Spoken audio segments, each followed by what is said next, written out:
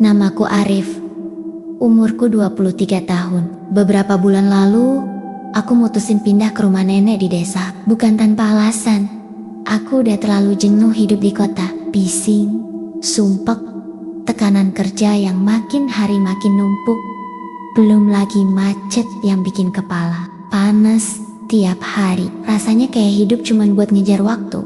Jadi waktu kantor ngasih opsi kerja dari rumah, tanpa pikir panjang aku langsung pamit ke ibu dan berangkat ke desa nenek di Jawa Tengah.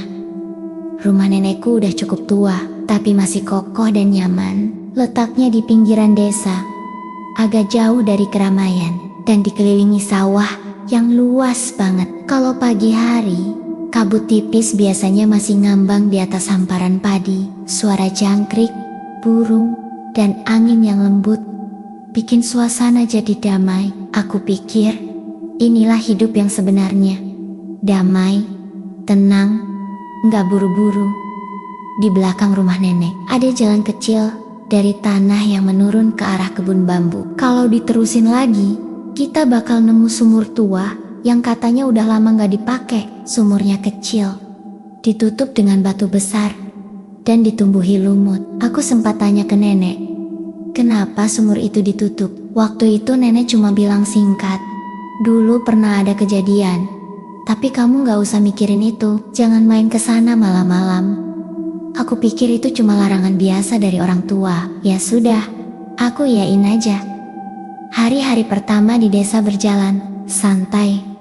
Aku kerja seperti biasa dari kamar, kadang bantu-bantu nenek di kebun kecil samping rumah. Malamnya, aku sering duduk di teras sambil ngopi dan dengerin musik dari laptop atau HP. Nggak ada yang aneh, nggak ada yang bikin curiga. Sampai suatu malam, semua mulai berubah. Waktu itu hari Jumat malam, aku baru aja beres kerjaan, lalu keluar ke teras sambil bawa kopi. Suasana malam itu hening banget. Angin sepoi-sepoi, suara jangkrik, rame, kayak biasa. Tapi tiba-tiba, dari kejauhan, arah sawah, aku ngeliat sesuatu yang bikin bulu kudukku berdiri. Di antara rerumputan dan batang padi yang bergoyang pelan karena angin, ada sosok kecil yang berdiri. Awalnya aku kira cuman bayangan, tapi pas aku perhatiin, sosok itu mulai bergerak, nari, tangannya ngelambai ke samping, tubuhnya muter pelan, lalu jongkok. Terus berdiri lagi, ulang lagi. Gerakannya aneh banget, kaku, kayak boneka kayu yang geraknya ditarik tali. Nggak alami sama sekali. Anak kecil itu, kalau memang dia anak kecil pakai baju putih kusam yang udah kotor, bahkan sobek-sobek di bagian bawah. Rambutnya panjang berantakan, nutupin sebagian wajahnya. Aku nggak bisa lihat jelas mukanya, tapi dari cara dia nari, ada sesuatu yang gak beres. Kayak bukan manusia. Tapi aku coba tetap mikir logis. Mungkin anak siapa gitu yang lagi main tengah malam. Tapi siapa juga yang ngizinin anak kecil main jam segini? Aku terus mandangin dia dari jauh. Semakin lama aku perhatiin, semakin merinding tubuhku. Yang bikin makin ngeri, dia nari tanpa suara. Nggak ada musik, nggak ada tawa, tapi gerakannya kayak bener-bener ngikutin irama yang nggak kedengeran di dunia ini. Kadang dia ketawa pelan, pelan banget, tapi suara itu kayak bukan suara anak-anak pada umumnya. Lebih dingin, hampa. Aku buru-buru masuk ke rumah, nutup pintu, dan langsung naik ke kamar. Tapi semalaman aku gak bisa tidur. Bayangan bocah yang nari itu terus muter di kepalaku. Paginya, aku coba cerita ke tetangga sebelah, Bu Sri, yang rumahnya cuma sepelemparan batu dari rumah nenek. Bu, semalam saya lihat ada anak kecil neri-neri di sawah. Emangnya anak siapa ya? Kok bisa main tengah malam sendirian?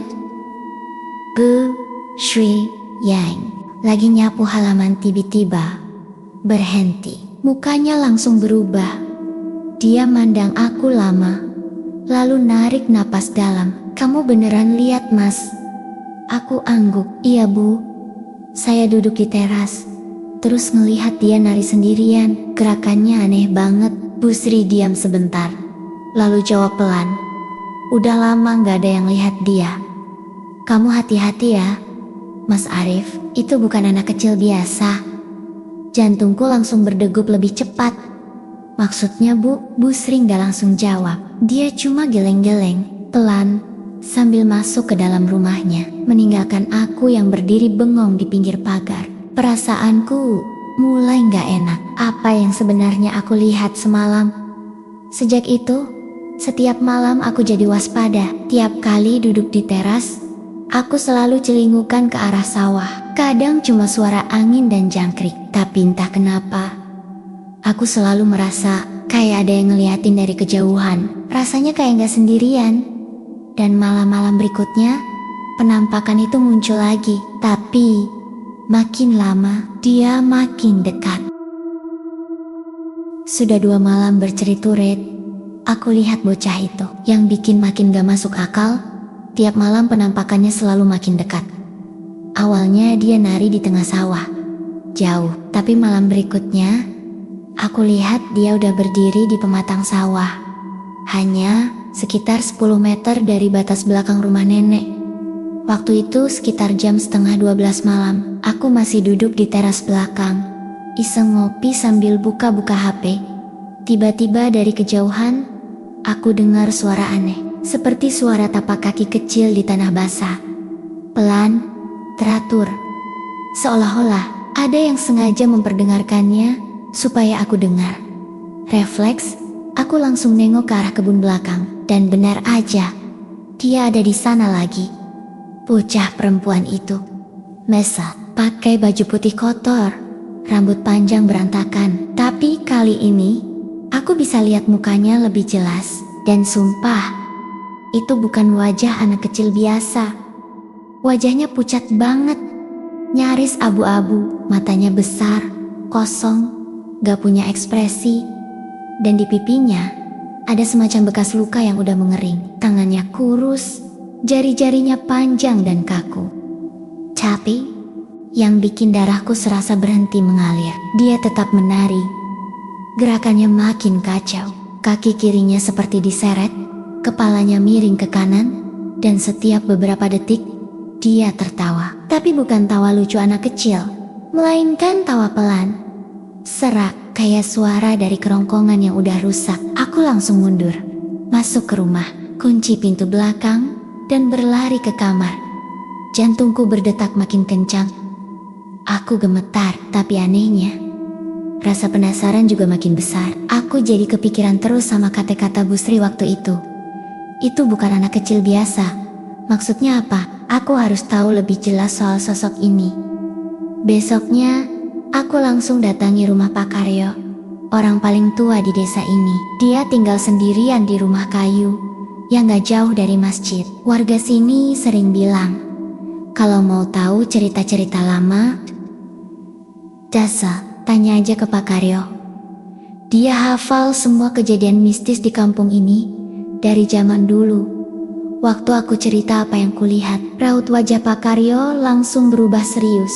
"Kamu bilang, kamu lihat anak kecil nari malam-malam di sawah pakai baju putih?" Aku angguk cepat. "Iya Pak, 3 malam ini." Makin lama dia makin dekat. Pak Karyo terdiam beberapa saat, lalu dia buka laci kecil di meja ruang tamu dan ngeluarin foto hitam putih yang udah mulai pudar. Di foto itu, ada seorang bocah perempuan, kira-kira umur 7 tahun. Wajahnya ceria, rambutnya panjang, dan dia sedang berdiri dekat sumur. Di bawah fotonya, tertulis nama Rani. "Kamu lihat dia?" Aku langsung merinding. "Iya Pak, ini anak yang saya lihat." Pak Karyo narik napas dalam-dalam. "Tuh Rani, 5 tahun lalu, dia tinggal di rumah yang kamu tempatin sekarang, bareng ibu dan neneknya. Anaknya ceria, tapi sering aneh. Suka nari-nari sendirian di pinggir sumur, kadang nyanyi sendiri. Waktu itu, orang tua anggap dia cuma anak yang aktif dan suka berimajinasi." Aku makin merinding. "Terus, kenapa dia bisa?" Pak Karyo melanjutkan. Waktu itu sore hari, Ibu Rani masak di dapur. Neneknya lagi ngurus ayam di kebun. Rani seperti biasa, main di dekat sumur. Tapi entah gimana, dia jatuh ke dalam sumur itu. Waktu ditemukan, tubuhnya udah mengapung. Matanya masih terbuka. Sejak saat itu, keluarga itu pindah. Neneknya nggak kuat tinggal di sana. Dan sumur itu ditutup warga. Aku membeku. Mulutku kering. Tapi kenapa dia muncul lagi sekarang? Pak Karyo memejamkan mata sejenak lalu menjawab, lirih. Karena setiap 5 tahun, arwahnya selalu kembali. Seolah-olah dia masih ingin menari di tempat terakhir dia hidup. Aku pulang ke rumah dengan kepala penuh pikiran. Di satu sisi, aku takut. Tapi di sisi lain, ada rasa kasihan. Apa mungkin dia arwah penasaran yang gak tenang? Atau ada sesuatu yang belum selesai? Malamnya, aku gak berani duduk di teras. Tapi dari balik jendela kamar, aku tetap ngintip ke arah sawah. Dan seperti yang udah kuduga, Rani muncul lagi. Tapi kali ini, dia berdiri di belakang rumah. Hanya beberapa langkah dari pintu belakang. Dia berdiri diam, lalu mulai menari lagi. Dan kali ini, aku bisa dengar musik kecil, lirih, kayak suara mainan anak-anak yang muter sendiri. Lagu anak kecil zaman dulu. Aku tutup tirai jendela, buru-buru naik ke tempat tidur, dan menarik selimut sampai ke atas kepala. Tapi suara musik itu nggak hilang, justru makin lama makin dekat. Sampai akhirnya terdengar suara ketukan pelan di pintu belakang. Sekali, 2 kali, lalu suara kecil itu berkata, "Main lagi, ya?" Malam itu adalah malam terpanjang dalam hidupku. Setelah suara ketukan pelan di pintu belakang dan bisikan kecil yang terdengar jelas di telingaku, aku cuma bisa terdiam di atas tempat tidur, membeku di bawah selimut. Nafasku berat, keringat dingin membasahi baju tidurku. Tapi anehnya, tubuhku gak bisa gerak sama sekali. Rasanya seperti lumpuh. Aku berusaha baca doa sebisaku. Walau mulutku kaku, ketukan di pintu gak berhenti. Teratur, pelan si Oliola. Dia tahu aku sedang mendengarkan. Lalu, tiba-tiba semua suara hilang. Ketukan berhenti. Musik kecil yang tadi sempat terdengar juga hilang. Tapi entah kenapa, suasana malah makin mencekam, hening yang gak biasa. Beberapa menit kemudian, lampu kamar tiba-tiba mati sendiri. Gelap gulita, hanya cahaya bulan dari jendela yang masuk samar-samar. Tapi dari cahaya itu, aku bisa melihat bayangan kecil berdiri tepat di luar jendela kamarku. Bayangan itu diam, tapi rambutnya seperti bergerak pelan, tertiup angin. Aku menahan napas, mataku tak berani berkedip. Lalu, dia menari lagi. Bayangan itu melenggok pelan, melambai ke kiri dan ke kanan, lalu berputar sambil kepalanya miring ke belakang dengan gerakan gak wajar. Aku bisa lihat bibirnya terbuka, tersenyum lebar. Tapi senyumnya bukan senyum bahagia. Itu senyum kosong, seperti topeng. Aku gak sanggup lagi. Dengan sisa tenaga, aku bangkit dari tempat tidur, lari keluar kamar, dan teriak sekeras-kerasnya, "Nik!" Nanaku yang sudah tidur langsung bangun dan keluar dari kamar. Wajahnya panik, lihat aku berkeringat dan pucat. Aku langsung peluk beliau sambil gemetar.